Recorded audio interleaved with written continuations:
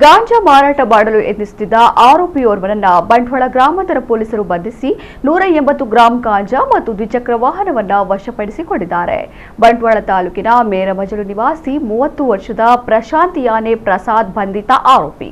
ಬಂಟ್ವಾಳ ತಾಲೂಕು ಕೊಡ್ಮಾಣು ಗ್ರಾಮದ ಪಕ್ಕಳಪಾದೆ ಎಂಬಲ್ಲಿ ರಸ್ತೆ ಬದಿಯ ನಿರ್ಜನ ಜಾಗದಲ್ಲಿ ಒಬ್ಬಾತ ನಿಷೇಧಿತ ಮಾದಕ ವಸ್ತುವನ್ನ ಮಾರಾಟ ಮಾಡುತ್ತಿದ್ದಾನೆ ಎಂಬ ಮಾಹಿತಿಯ ಮೇರೆಗೆ ಬಂಟ್ವಾಳ ಗ್ರಾಮಾಂತರ ಪೊಲೀಸ್ ಠಾಣೆಯ ಸಬ್ ಇನ್ಸ್ಪೆಕ್ಟರ್ ಮಂಜುನಾಥ ಟಿ ಅವರು ಸಿಬ್ಬಂದಿ ಜೊತೆ ಸ್ಥಳಕ್ಕೆ ತೆರಳಿ ಆ ವ್ಯಕ್ತಿಯನ್ನು ಹಿಡಿದು ವಿಚಾರಿಸಿದಾಗ ಆತ ಗಾಂಜಾವನ್ನ ಶೇಖರಿಸಿಟ್ಟು ಗ್ರಾಹಕರಿಗೆ ಮಾರಾಟ ಮಾಡಲು ಬಂದಿರುವುದಾಗಿ ತಿಳಿಸಿದ. ತಪಾಸಣೆ ವೇಳೆ ಆತನ ಬಳಿ 180 ಗ್ರಾಂ ಗಾಂಜಾ ಪತ್ತೆಯಾಗಿದೆ.